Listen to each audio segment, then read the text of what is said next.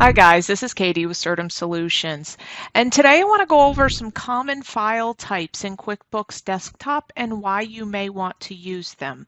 Different file types have different use cases, so the point of today's video isn't to go into every single different file type there is, but more so to go into the most common ones and why you may need those at certain times. Today we're going to be focusing on the file menu. We do talk about, I have some supplemental material, and in that supplemental material I talk about some different template files and things like that. I may talk about those at the very end if we have time, but in any case I'll make sure that a link to download this material is in the bottom description of this YouTube video. Under your file menu, you'll see a lot of selections here. Most of these in your day-to-day work you are not going to use, other than maybe switching between multi-user mode and single user mode. The first version or first file type we're going to talk about is actually the working copy of the file. So it usually ends in a .qbw.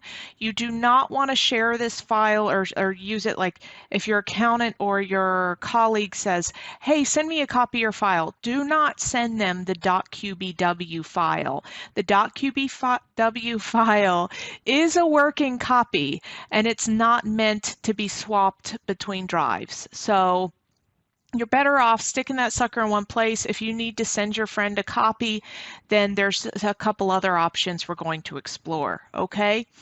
This copy right here that you're looking at as I'm in here working, this is a working copy of the file.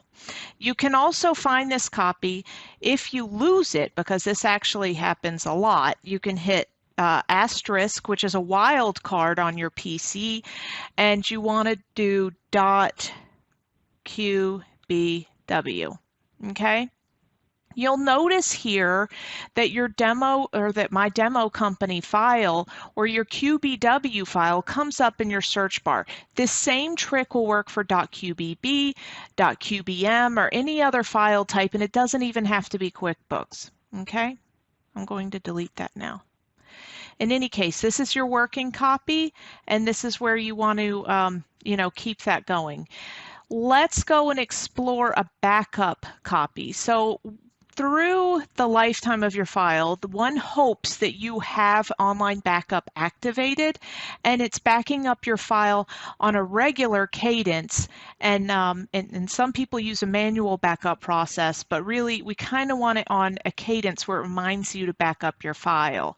We won't go into that process today, but if you wanted to create a backup company, that's the next best thing to a QBW. It's going to be a large file, so make sure that you don't just send this through email. First off, it's not that secure, but it's also going to be a larger file. So try not to use this to send it through like a quick transfer. You want to put this in a secure location like OneDrive or so on, and you want to have a sign-in required and share it with other person. Okay, you can create a local backup here. And you'll notice it does mention the online backup process. For today, we would pick a local backup. And you can see it says to download to CD or USB flash drive, and you just want to hit next, okay? You would put the name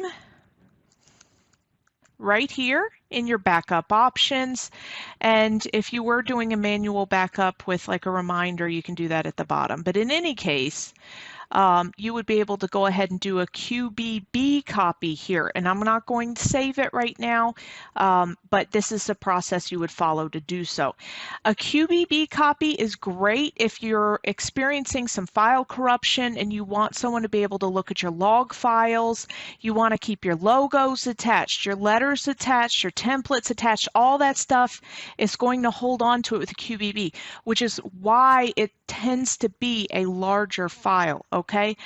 But let's scratch the QBB, right? Let's say, okay, well, I don't need the QBB at this time. Let's go ahead and do a mobile version, which is a .qbm, which is also called a portable copy, a QuickBooks portable copy, okay?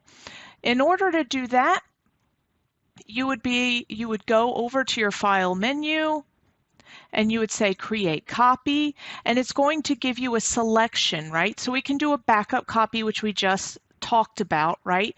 We can also do a portable company file right here, okay?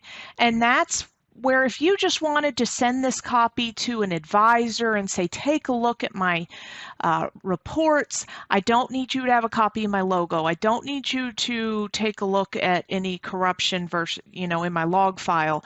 I don't need any of that. I just want you to have a copy of my books to review and to be able to see the detail behind the reports. You could use that portable company file. We can also use an accountant's copy, but we'll get to that in a minute, okay?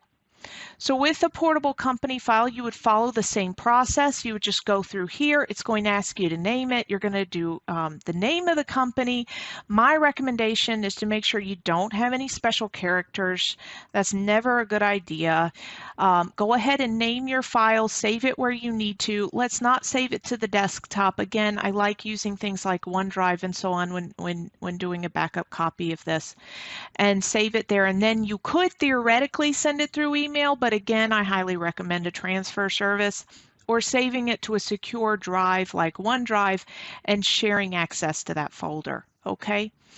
Your next version would be an accountant's copy file. And before I move on to that, the portable company file, I think I did mention, it removes all the extra stuff. So it's also good if you've got a large file, you might be experiencing some data corruption. If you're just trying to condense that file quickly, just a quick condense and restore, sometimes it'll get rid of some nagging problems, sometimes it doesn't. It's something you can always try. But moving on from there, if we go into the accountant's copy, this is something where you're going to have a dividing date. You can also send this through QuickBooks' transfer file service, okay?